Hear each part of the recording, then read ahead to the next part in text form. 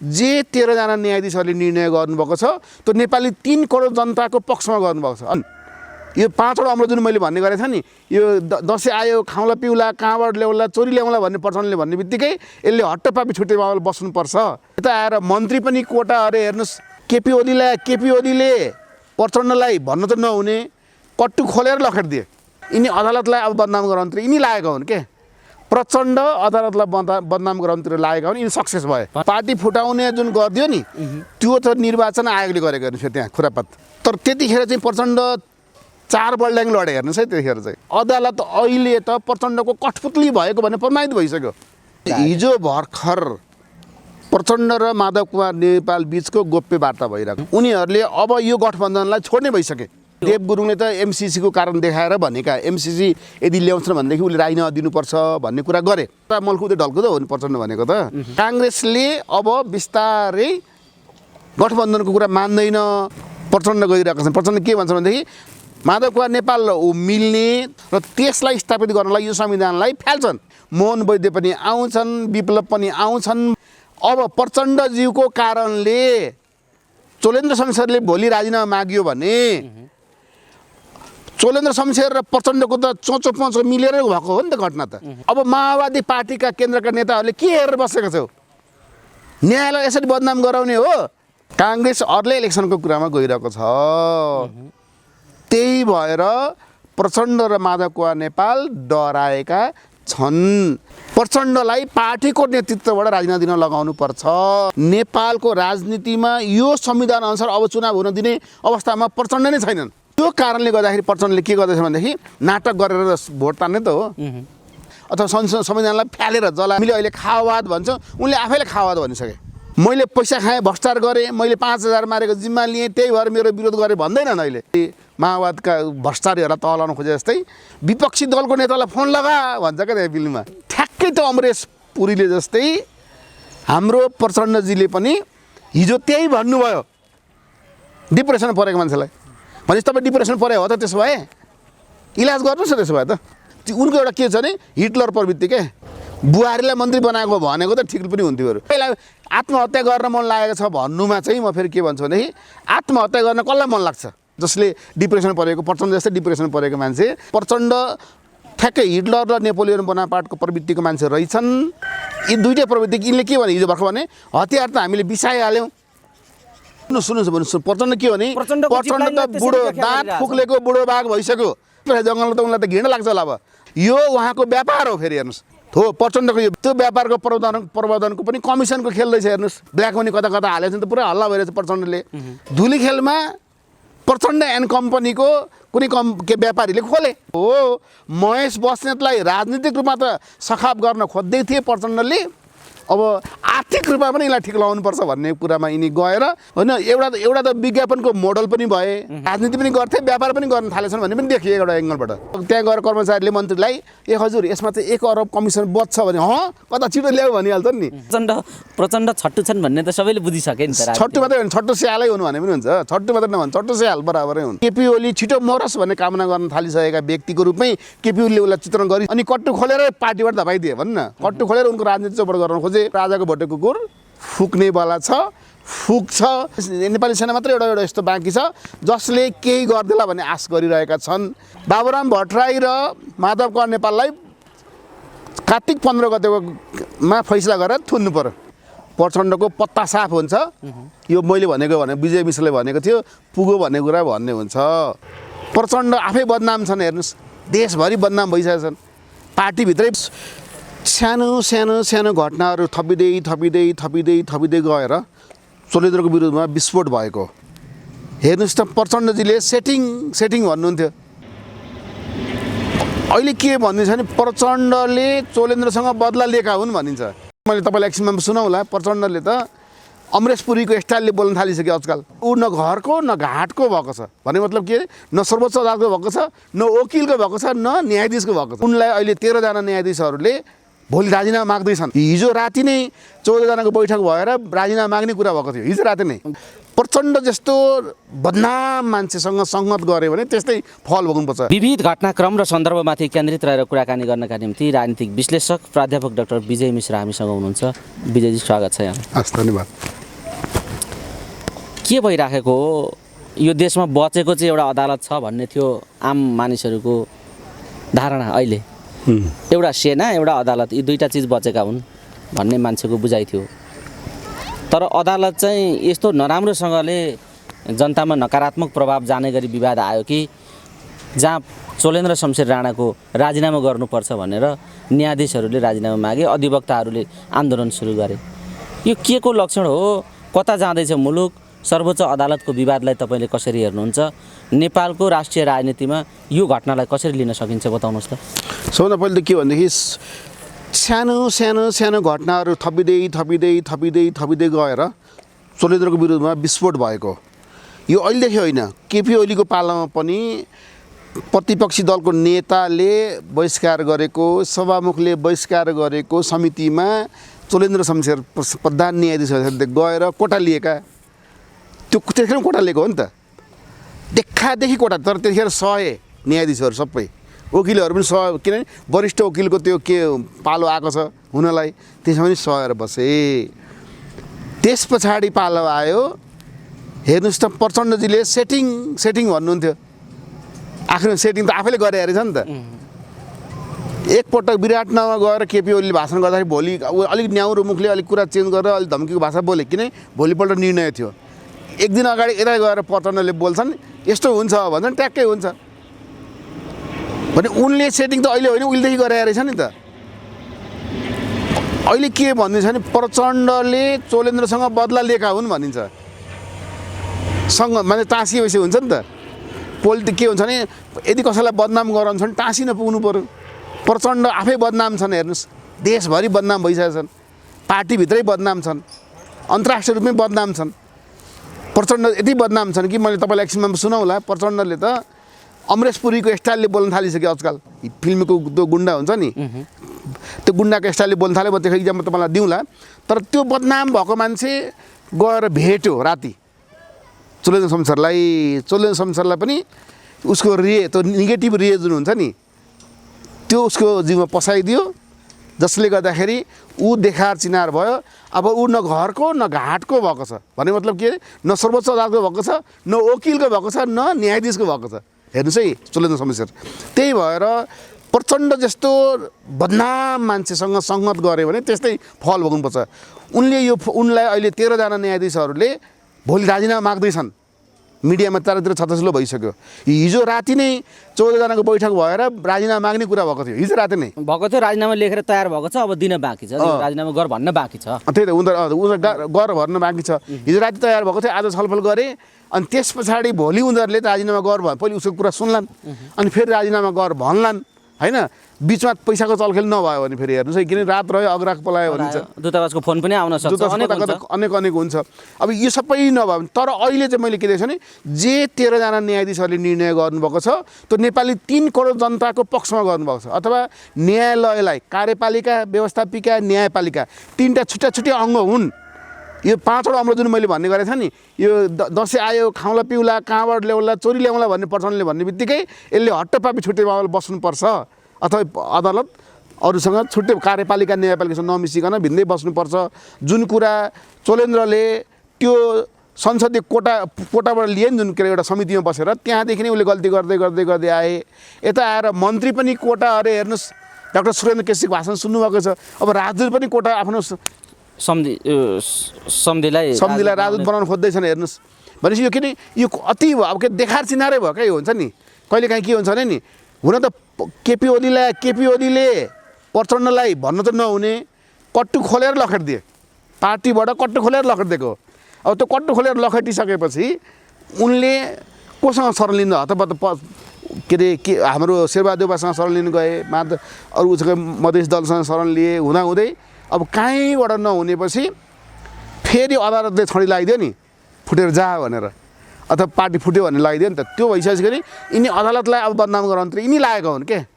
प्रचण्ड अदालतलाई बदनाम गराउनुतिर लागेका हुन्, यिनी सक्सेस भए। भनेको पार्टी फुटाउने निर्णय गर्न लगाएको पनि प्रचण्डले नै हो भन्ने कुराको पुष्टि भएको हो अहिले? होइन, पार्टी फुटाउने जुन गरिदियो नि त्यो त निर्वाचन आयोगले गरेको हेर्नुहोस् त्यहाँ खुरापात।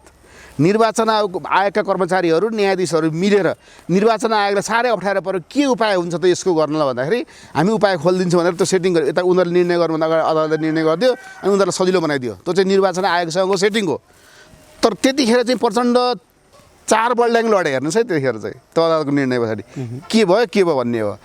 तर त्यो चाहिँ के छ भने मैले अघि पनि भनेको थिएँ, त्यो केपी ओलीले लखेटेकै हुन्, तिनलाई नाङ्गेधार बनाएर लखेटेकै हो। राजनीतिक रूपमा नाङ्गेधार भन्न खोजेको मैले त्यसलाई फेरि त्यो साङ्केतिक शब्द भन्न खोजेको।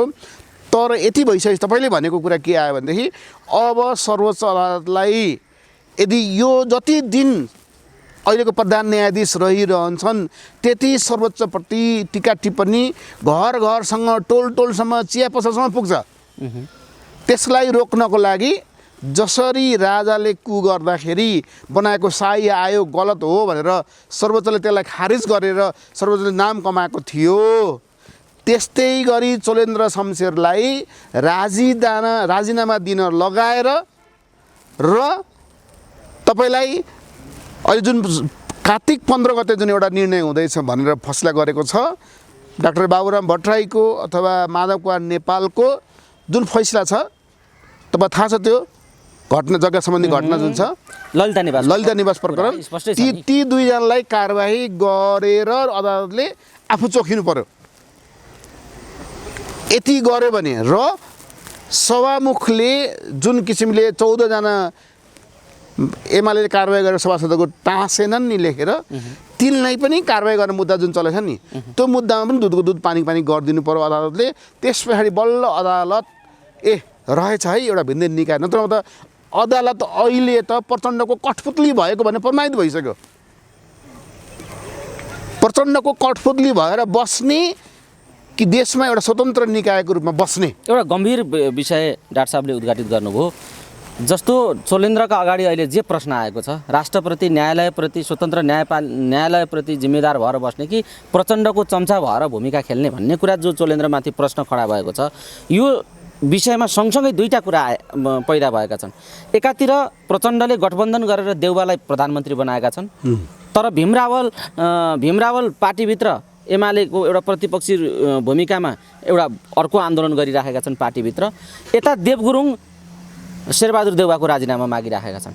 गठबन्धन गर्ने माधव र प्रचण्ड, प्रधानमन्त्री बनाउने शेरबहादुरलाई, प्रचण्डले बनाउने प्रधानमन्त्री शेरबहादुरलाई, प्रचण्डकै अर्को पङ्क्तिको नेता चाहिँ देवगुरुङ चाहिँ देउबा तुरुन्त राजीनामा गर भन्ने, चोलेन्द्र र प्रचण्ड राति 24 घण्टा वार्ता गर्ने, पूर्व न्यायाधीशहरूसँग भेट्न चोलेन्द्र पनि पुग्ने भनेपछि यो देशमा के दुर्घटना हुन खोजिरहेछ तपाईँले बुझेको कुरा बताइदिनुहोस् त।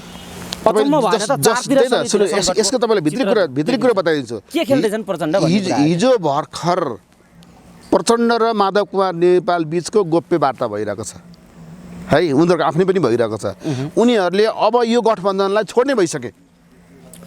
त्यसका लागि देवगुरुङलाई उपयोग गरिएको हो, त्यो उचालिएको हो। देवगुरुङलाई राजीनामा मागेको कारण त्यो देवगुरुङले त एमसिसीको कारण देखाएर भनेका, एमसिसी यदि ल्याउँछन् भनेदेखि उसले राजीनामा दिनुपर्छ भन्ने कुरा गरे हैन, त्यो एउटा इक्जाम्पल ल्याए। तर एमसिसी त प्रचण्डले सुरुवात गरेका हुन् नि, खास सुरु गरेको भने त जता मल्कुदे ढल्कुदो हो नि प्रचण्ड भनेको त। तपाईँले के नि यो प्रदेश नम्बर 1 को मुख्यमन्त्रीमा हैन त्यहाँनिर भीमा आचार्यलाई हटाउन खोजेपछि नेपाली काङ्ग्रेसको डाक्टर शेखर कोइरालाका नजिकका मान्छेहरू जुन सभासदहरू छन् उनीहरूले उसलाई टेको लगाउन खोजे। त्यहाँनिर काङ्ग्रेसको केन्द्रीय लेभलको संस्थापन पक्षको नीतिलाई पोलिसीलाई उसले नमान्ने भयो त्यहाँनिर। अनि त्यो भइसकेपछि पनि काङ्ग्रेसले अब हामीलाई टेर्ने भएन। अथवा काङ्ग्रेस आफ्नो जुन के अरे जुन 5 दलको जुन गठबन्धन थियो त्यसको नीतिभन्दा फरक जाने भयो। त्यो बागमती प्रदेशमा हुँदैछ, त्यो प्रदेश नम्बर 1 मा पनि हुँदैछ। भनिसकेपछि के देखियो भने काङ्ग्रेसले अब बिस्तारै गठबन्धनको कुरा मान्दैन, काङ्ग्रेसले मान्दैनन् भन्ने थाहा पाइसकेपछि अब सेफ ल्यान्डिङमा प्रचण्ड गइरहेको छ। प्रचण्ड के भन्छ भनेदेखि अब यो गठबन्धनबाट हट्नुपर्छ, तर चुनाव यही संविधान अनुसार हुनु दिने भनेर प्रचण्डको सहमति भइसकेको छ। फेरि हेर्नुहोस् प्रचण्डहरू अब केमा जाँदैछ भनेदेखि सङ्गठन बलियो बनाउने, माधव कुमार नेपाल मिल्ने, तपाईँले भने जस्तै भीम रावलहरू पनि फर्केर आउने र यिनीहरू मिलिसकेपछि एउटा मुद्दा के बनाउने भने प्रत्यक्ष राष्ट्रपतिको कार्यकारी राष्ट्रपतिको निर्वाचन गराउनुपर्छ संविधान चेन्ज गरेर र के अरे पूर्ण समानुपातिक निर्वाचन गराउनुपर्छ भनेर यो दुईटा कुराको लागि यिनीहरूले संयुक्त रूपमा आन्दोलन आँधीबेहरी ल्याउँछन् र त्यसलाई स्थापित गर्नलाई यो संविधानलाई फ्याल्छन्। अब राज संस्थावादीहरूले पनि यसलाई फ्याल्न खोजिरहेछन्।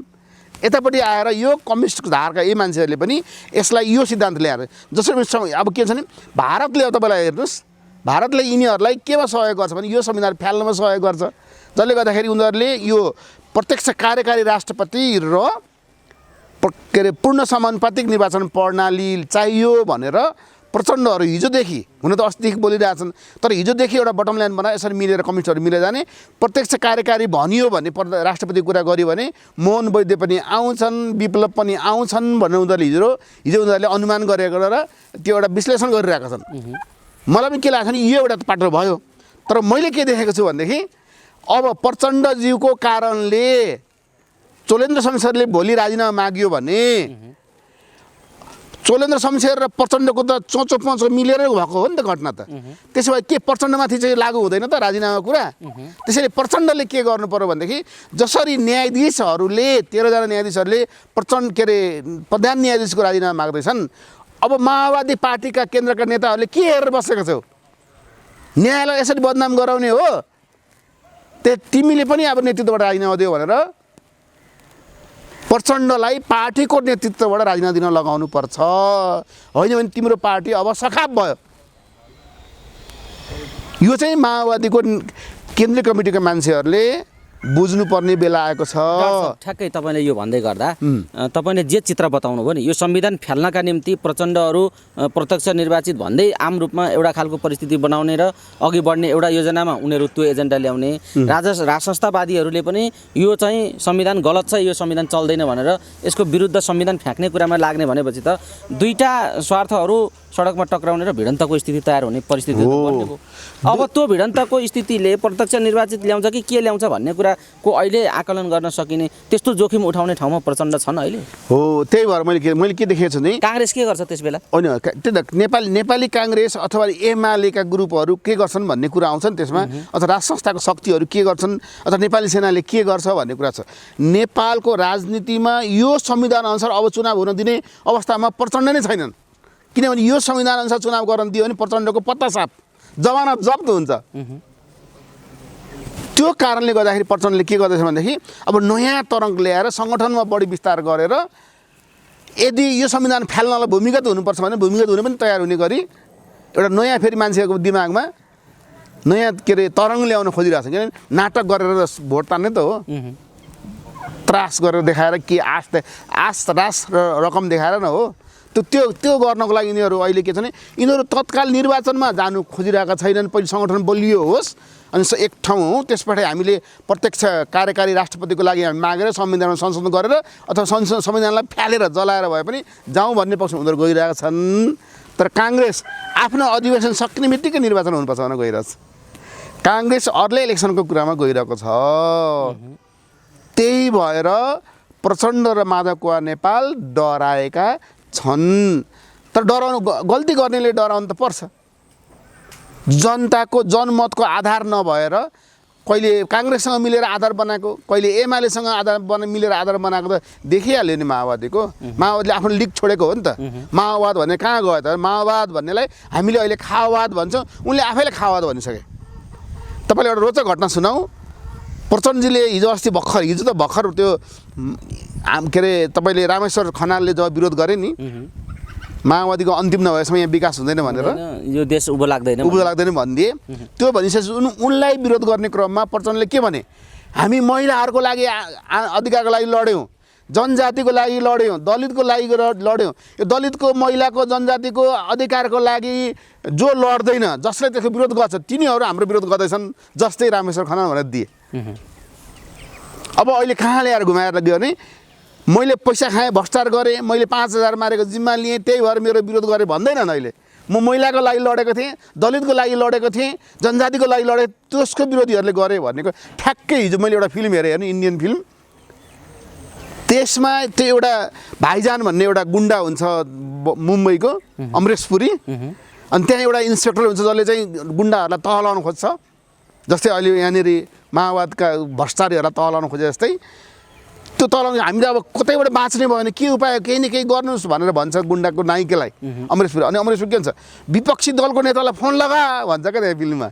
म त के गर्न आँटो भनेर यसो फिल्म हेरेको हेर्न, विपक्षी दलको नभए के अनि के भन्ने भन्दाखेरि चाहिँ त्यो फोन लगाएर के भन्छ भनेदेखि महिला, जनजाति, दलित यो छ नि पिछडा वर्ग यस्तो उस त्यहाँको हिन्दीमा, यी सबको लागि केही गरेन सरकारले भने तिमीहरू जुलुस लगाइदियो, आन्दोलन गर, सरकार ढङ्गमा गरिदियो भनेर भन्छ क्या त्यसलाई। सरकार डिस्टर्ब गर्ने, सरकार डिस्टर्ब गर्ने त सबै पुरुष सुरक्षा उता लाग्ने हो। अनि आफ्नो गतिविधि गर्न पाइने भनेर विपक्षी दल जसलाई उसले पैसा दिइरहेको थियो उसलाई उसले के भन्छ भनेदेखि तिमीहरू त्यो दलितको, जनजातिको अथवा पिछडा वर्गको अधिकारको लागि केही गरेन सरकारले भनेर तिमीहरू आन्दोलन गर भनेर विपक्षी दलको नेतालाई उसले अराउँछ बा भनेपछि ठ्याक्कै त्यो अमरेश पुरीले जस्तै हाम्रो प्रचण्डजीले पनि हिजो त्यही भन्नुभयो, महिला, दलित, जनजातिको लागि हामी लडेको, यसका विरोधीहरू हो र यिनीहरू भनेर भन्यो।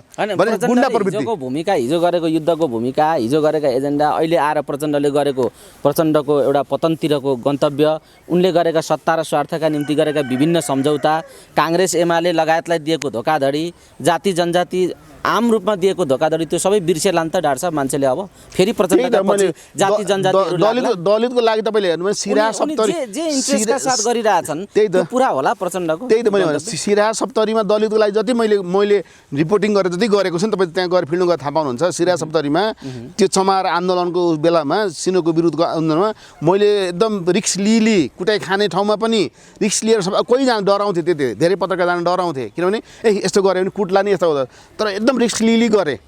तर मैले हामी पनि त दलितको पक्षमा कुरा गरिरहेको छ नि, प्रचण्डले मैले मात्रै गरेँ भन्छ नि त, म त त्यो अचम्म लाग्छ क्या।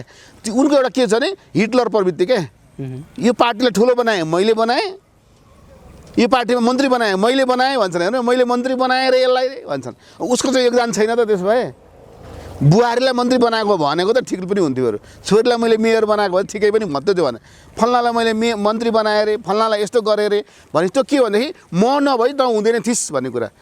त्यो त लिडरसिप होइन, त्यो त म्यानेजरको चाहिँ स्टाइल हो क्या। लिडरसिप भनेको त सबैलाई सँगसँगै लिएर जाने हो क्या। सबैको छ नि, तपाईँको छ, उसको छ, उनलाई भोट दिने प्रत्येक नागरिकको योगदान छ नि त प्रधानमन्त्री बनाउनु त होइन र।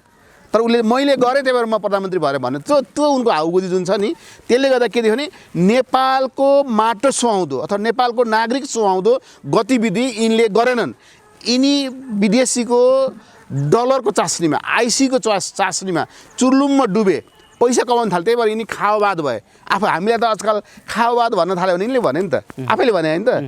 भनेपछि के रहेछ नि यिनी आफै खाओवाद होइन, कहिले आत्महत्या गर्छु भन्छन्, कहिले राजाकै सम्मान थियो राजा ठिक भन्छन्, कहिले आफैले आफूलाई खाओवादी भन्छन्, कहिले जिपलाइन हान्न कहाँ पुग्छन्। यो सबै कुरा प्रचण्डको असन्तुलित काम जो भइराखेको छ यसका पछाडि यसमा चाहिँ मेरो के छ, जिपलाइन हान्न गएको चाहिँ व्यक्तिगत के अरे दसैँको बेलामा घर परिवारलाई नातिलाई पनि लिएर गएको देखिएकोले फोटोहरूमा।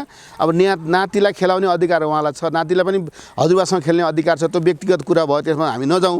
तर उसले आफैलाई आत्महत्या गर्न मन लागेको छ भन्नुमा चाहिँ म फेरि के भन्छु भनेदेखि आत्महत्या गर्न कसलाई मन लाग्छ? डिप्रेसन परेको मान्छेलाई।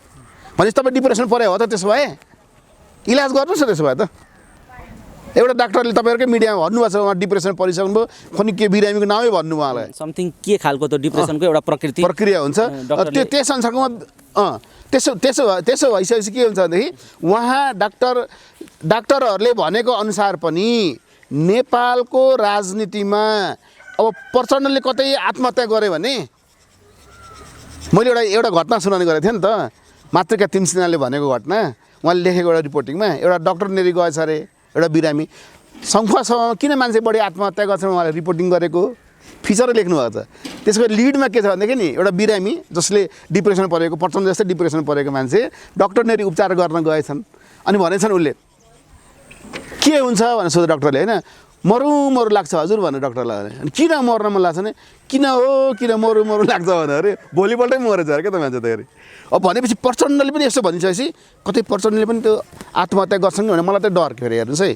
किनभनेदेखि त उनले आफूले बोलिसकेका छन्।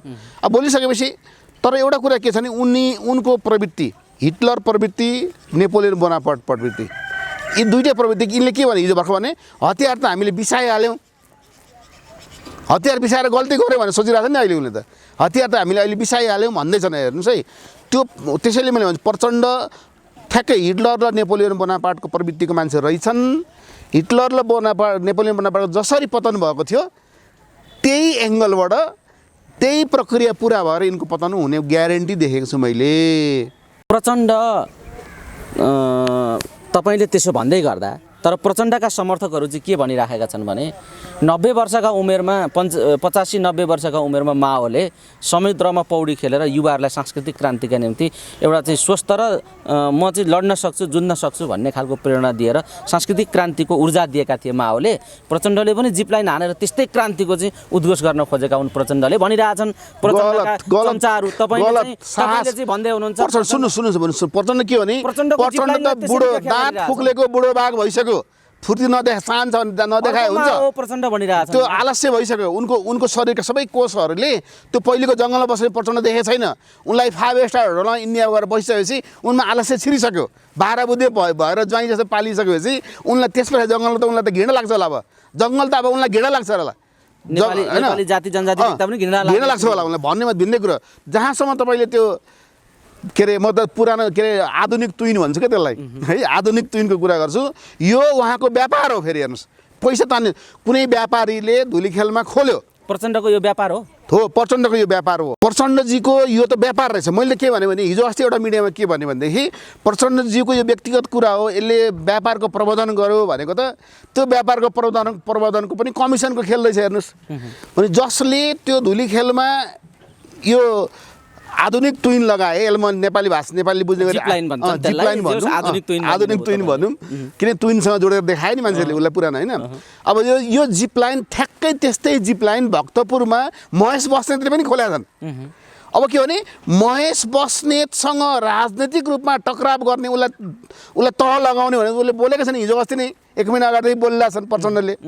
अब महेश बस्नेतले भक्तपुरमा खोलेको त्यस्तै जिप लाइन धुलीखेलमा प्रचण्ड एन्ड कम्पनीको कुनै व्यापारीले खोले। अब हेर्नुहोस् है यहाँनिर अब उसले के भने उसलाई फेरि भरे चुनावमा त चन्दा दिने मान्छे चाहियो। अब चुनावमा चन्दा दिने होस् अथवा आफ्नै सेयर लगाएर खोलेको होस्, किनभने कता कता सेयर हालेको छन् बुझिहाल्नुभएको छ। आफ्नो ब्ल्याक मनी कता कता हालेको छन् त पुरा हल्ला भइरहेछ प्रचण्डले। अब त्यो हालेको छैन, मैले रिसर्च गर्न बाँकी छ। तर अब जब मैले महेश बस्नेतको पनि त्यो जिप्लान देखेँ, उहाँ अब महेश बस्नेत पनि चढेर गइरहेको देखेँ। एउटा हिजो भर्खर मैले त थाहा पाइसकेपछि मेरो दिमागमा क्लिक गरेर के भने ओहो महेश बस्नेतलाई राजनीतिक रूपमा त सखाप गर्न खोज्दै थिए प्रचण्डले, अब आर्थिक रूपमा पनि यसलाई ठिक लगाउनुपर्छ भन्ने कुरामा यिनी गएर महेश बस्नेतको व्यापारलाई डाउन गर्नको लागि यिनी आफ्नो व्यापारलाई फस्टाउनलाई विज्ञापनको सामग्री भइदिएका हुन् होइन। एउटा त विज्ञापनको मोडल पनि भए, तर व्यापारी पनि भयो नि त फेरि। किन त्यो त घुमिफिरी पैसा आउँछ, चन्दा हुन्छ, अनि फेरि त्यो पार्टीमा चलाउनु काम लाग्छ पैसा। उसँग कति चन्दा लियो होला होइन। अब त्यहाँको बिल कति थियो, मलाई एउटा कुरा के हेर्न मन लाग्छ नि, त्यो दिन गएको बिल तिनीहरूले पेमेन्ट गरेनन्। यदि त्यो पेमेन्ट गरेको छैन भने उनी मोडल भएर गए। तपाईँहरू अब जानुहोस् त्यहाँनिर त्यो दिनको पैसाको बिल जस्तै तपाईँले हेर्नुहुन्छ नि। तपाईँले त भनिदिइहाल्नु भयो, त बिल बनाउन पनि सक्ने भयो। होइन बिल बनाउनु पनि हिजो अस्तिको डेटको तलमाथि कति गइसक्यो होला नि डेट त। अनि पुरानो डेट कसरी बनाउँछ त्यहाँनिर त, एउटा बिल हुन्छ होइन। अब त्यसलाई त्यो बिल पेमेन्ट गरेका छैनन् भने फोकटको माल के अरे अलकत्रा पनि खान्छन् भन्छन् नेताहरूले फोकटमा पायो भने भनेर। अब त्यसो भए तपाईँले के देख्नुहुन्छ भने त्यो उनले व्यापारिक उद्देश्यको लागि गएका रहेछन् र आफ्नो सेयर हो बजार बढाउन गएको रहेछन्। राजनीति पनि गर्थे, व्यापार पनि गर्न थालेछन् भन्ने पनि देखियो एउटा एङ्गलबाट। अब यो चाहिँ हामीले के भने उनको त्यो बिल तिरेको त्यहाँ भएको सेयरको कुरा खोजिरहेपछि, तर यिनले एउटा कुरा त प्रश्न के देख्यो भने यिनी राजनीतिक रूपमा महेश बस्नेतलाई तह लगाउन त खोज्दै थिए, तर आर्थिक रूपमा पनि घुँडा टेकाउनलाई यिनले महेश बस्नेतहरूले खोलेका जुन अर्को छ जिप लाइनको भक्तपुरमा त्यसलाई भनेपछि प्रचण्ड यो तहसम्म पनि प्रचण्ड ओर्लिन्छन् भन्ने कुराको आम रूपमा त्यो बुझाइ हो। प्रचण्डलाई यसो भन्यो होला प्रचण्ड कहाँ यस्तोमा जाने, यस्तो हजुर यसमा गयो भने यति पैसा इन्कम हुन्छ भन्ने मैले अस्ति भन्ने गरेको थिएँ नि। अख्तियार लाग्ला यो काम के गरौँ भने कति पैसा त्यति फ्री जान्छ नि त। अनि तर त्यहाँ गएर कर्मचारीले मन्त्रीलाई ए हजुर यसमा चाहिँ 1 अरब कमिसन बच्छ भने कता छिटो ल्याऊ भनिहाल्छ नि। त्यस्तै उनलाई पनि त्यो त्यहाँ गएर भन्दाखेरि यसबाट यति पैसा चन्दा आउँछ अथवा यो हाम्रो यसरी लगानी हो यसरी बढ्छ भनेर पैसा बढ्ने देखाइदियो क्या राजनीतिक। ठिक छ, यो विषय डाक्टर साहबले प्रश्न पार्नुभयो। प्रचण्ड कुन स्तरका सम्म राजनीति गर्नुहुन्छ भन्ने कुरा त विगत र वर्तमानसम्म आइपुग्दा प्रचण्ड धेरै नै सार्वजनिक रूपमा नाङ्गिसकेको स्थिति त छ, तर समग्र राजनीति नै नाङ्गेको अवस्थामा प्रचण्डजी अलि बढी नै लुगा खोल्न थाल्नुभयो। चितवनमा जसरी काङ्ग्रेस नङ्ग्याएर प्रचण्डले धोका दिए, शेरबहादुर त्यो बिर्सेर प्रधानमन्त्री हुन पाइन्छ भनेपछि त तातै दौरा सुरुवाल चाहिँ राम्रो नमिलाइकनै प्रधानमन्त्रीको शपथ खान पुग्नुभयो। उहाँहरूको अनुरोध स्वीकारेर जमलात गर्दै प्रधानमन्त्री बनाएको त हो प्रचण्डहरूले। अब अहिले प्रचण्ड फेरि गठबन्धन तोडेर शेरबहादुरलाई चाहिँ घोडाबाट ओह्राल्न चाहनुहुन्छ भने प्रचण्डको त्यस पछाडिको राजनीतिक गन्तव्य कता जान्छ, समीकरण कता जान्छ, काङ्ग्रेसले यसलाई कसरी लिन्छ, त्यस पछाडिको परिस्थिति कस्तो बन्छ होला भन्ने राजनीतिक रूपमा अनुमान गर्न सकिन्छ, बताउनुहोस् त। प्रचण्डलाई के अरे सही सल्लाह दिने भने कहिलेकाहीँ त उसले यसले जहिले विरोध गर्छ भने कहिलेकाहीँ सही सल्लाह पनि दिनुपर्छ। प्रचण्डको सही सल्लाह के प्रचण्डले यही संविधानअनुसार चुनावमा गयो भने प्रचण्डको पत्ता साफ हुन्छ। यो मैले भनेको भने विजय मिश्रले भनेको थियो पुगो भन्ने कुरा भन्ने हुन्छ। तर यो संविधानको विरोध गरेर प्रत्यक्ष कार्यकारी राष्ट्रपति र पूर्ण समानुपातिक निर्वाचन प्रणाली हुनुपर्छ भन्ने माग राख्दै उपेन्द्र यादवलाई ल्याउनुहोस्, बाबुराम भट्टराईलाई ल्याउनुहोस्, आफू हुनुहोस्, विप्लव ल्याउनुहोस्, अब मोहन वैद्यलाई फकाउनुहोस्, ककालाई फकाएर यसो ल्याउनु भने एउटा माहौल तयार गर्नुभयो भने केही आश त हुन्छ, एउटा केही दिन टिक्ने मेलो चाहिँ हुन्छ। तर प्रचण्ड छट्टु छन् भन्ने त सबैले बुझिसके नि त। छट्टु मात्रै होइन, छट्टु स्यालै हुनु भने पनि हुन्छ। छट्टु मात्रै नभन्छ, छट्टु स्याल बराबरै हुन्। माहिर खेलाडी भनौँ न हामीले। त्यही त अब त्यो माग्छन् अथवा तिनले के भन्छन् भने नि त्यो प्राप्तिको लागि हामी यो गर्दैछौँ भनेर चुनावमा जालान् के गर्लान्।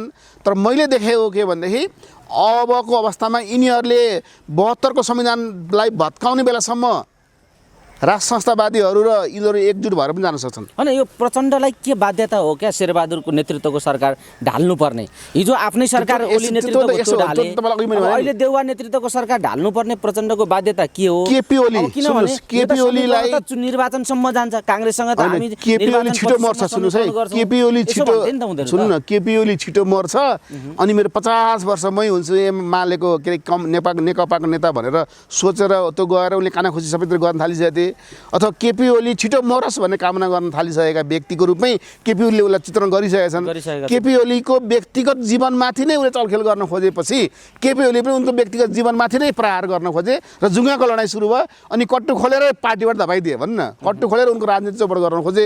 त्यसो भइसकेपछि के भनेदेखि प्रचण्डले पनि ओलीको विरुद्धमा लाग्न खोजे। दुईटाको बिचमा अहिले झगडा छ नि। अहिलेको झगडा भनेको त अदालतको झगडा भनेको त प्रचण्ड र केपी ओली बिचको झगडाको परिणाम पनि हो। फेरि अदालतको केपी ओली र प्रचण्ड बिचको झगडाको परिणाम हो। भोलि पर्सि 15 गतेसम्ममा कसले जित्यो भने देख्न सकिन्छ। कहिलेकाहीँ ढिठ भएर प्रधान न्यायाधीशले राजीनामा नदिनु पनि सक्छन् अथवा विदेशको प्रभावमा परेर विदेशीहरूको इसारामा यदि उनले परमादेश विदेशी इसारा जारी गरिदिएका थिए भने ती विदेशीहरूले 13जना न्यायाधीशहरूलाई फेरि सिर्कना लगाउन सक्छन्। तर यी 13जना न्यायाधीशहरू अब विदेशीको सिर्कनासँग डराउने हो कि 3 करोड नेपालीको जीवन पद्धतिसँग उनीहरूको माया गर्ने हो, यसमा उनीहरूको भर पर्छ। त्यसैले गर्दाखेरि मैले के देखेको छु, अब यी 13जना न्यायाधीश जुन अगाडि बढिसकेका छन् यिनीहरू ब्याक भयो भने यिनीहरू पनि त्यही खाल्टामा पर्छन्। एउटै खाल्टामा पर्ने भएकोले अहिले त के छ भने प्रचण्डले अथवा हेर्नुहोस् है, प्रचण्डले अथवा अहिलेको प्रधान न्यायाधीशले यसलाई के भन्छ नि, डोकोले छोप्दा पनि भएन, के अरे नाङ्लोले छोप्दा भएन, एउटा छ नि कहानी। अनि जेले छोप्दा पनि भएन, सबै कुरा आउट भइसक्यो। अनि अन्तिममा राजाको भोटेको कुरो फुको, राजाको भोटेको कुरो फुको भन्ने लास्टमा भन्छ नि त। अब यही स्थिति ठ्याक्कै केही गर्दा पनि भएन। अब त्यो भएपछि अब राजाको भोटेको कुकुर फुक्नेवाला छ, फुक्छ भन्ने कुरा पनि यो सबै तारतम्यले देखाएको छ। जस्तो ठ्याक्कै तपाईँले यो विषयलाई त्यहाँ पुर्याएर जोड्दै गर्दा ढिकीले कुर्दा पनि भएन, जाँताले पिस्दा पनि भएन, के गर्दा पनि भएन, राजाको भोटेको कुकुर फुको भने जस्तो ठ्याक्कै भैरवामा आज शङ्कराचार्यले सम्बोधन गरे। एउटा विशाल सभालाई उनले सम्बोधन गरेर नेपालको नरेश भनेको भारतको पनि हो भनेर अभिव्यक्ति दिए। हिन्दू राष्ट्र नेपाल हुनुपर्छ भनेर हिन्दू राष्ट्र भएको घोषणा पनि गरे। हो अब उनले त्यति मात्रै भन्यो शङ्कराचार्यले एउटा धर्मगुरु भारतका धर्मगुरुले यो अभिव्यक्ति दिए, यहाँ गन्जागोल यो छ। अब यस्तै विषयलाई अरू संवेदनशील ढङ्गले हेर्ने हो भने जुन अदालतको आज विवाद आइराखेको छ, ठ्याक्कै आजै सुडानमा सैन्य coup पनि भएको छ। अदालत पनि सकिएपछि त सेनाले पनि अब त्यो विषयलाई संवेदनशील रूपमा हेर्नुपर्ने होला। यता शङ्कराचार्यको अभिव्यक्ति आजै त्यो आएको छ, आजै चोलेन्द्रलाई तुरुन्तै राजीनामा गर भन्ने कुराको राजीनामाको लागि दबाब दिने एउटा टिम पनि बनेको छ। आजै प्रचण्ड र चोलेन्द्रको यो खालको बहस गर्नुपर्ने बाध्यता पनि छ। बनाएको आफै बनाउँदै ढाल्दै गर्छन् प्रचण्ड सरकार। देव गुरुङ राजीनामा मागिरहेछन् शेरबहादुरको।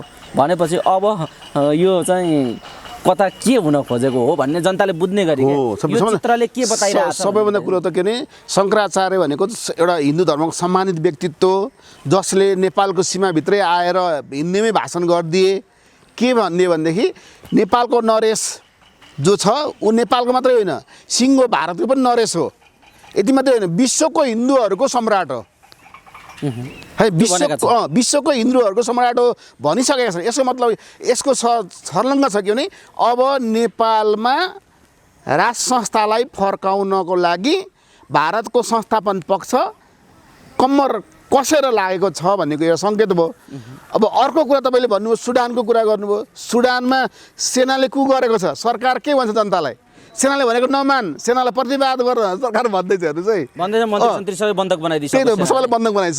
सरकार भन्छ सेनाले भनेको नमान्नु भनेर गिरफ्तार गरिसक्यो। हो, त्यस्तै अस्थिर वातावरण भयो भने नेपाली सेना निक्लिनुपर्छ भन्ने कुरा त हामीले पटक पटक नेपाली सेना मात्रै एउटा यस्तो बाँकी छ जसले केही गर्देला भन्ने आश गरिरहेका छन् लामो समयसम्म। तर लास्टमा राष्ट्र जोगाउन त नेपाली सेना निक्लिनै पर्छ। भनेपछि अब राज संस्था फर्किने खालको स्थिति तयार भएको हो वातावरण समग्र रूपमा हो। त्यतातिर गएको राज संस्था कुन रूपमा फर्किन्छन् भन्ने कुराको चाहिँ खाका तयार भइसकेको छैन। त्यस्तै विज्ञप्ति जारी गर्ने। त्यही त तपाईँ राजनीतिक शुभकामना दिएले झन् यी सबै कुराले गर्दाखेरि राज संस्था छिटो फर्किँदैछ। तर तपाईँ जहाँसम्म प्रचण्डको कुरा गर्नुभयो अथवा के अरे अहिलेको प्रधानमन्त्रीको राजीनामा कुरा गर्नुभयो, यही मन्त्री परिषद के अरे विस्तार गर्दाखेरि त्यही हमाललाई मन्त्री बनाएकै कारणले यो घटना भएको हो नि त।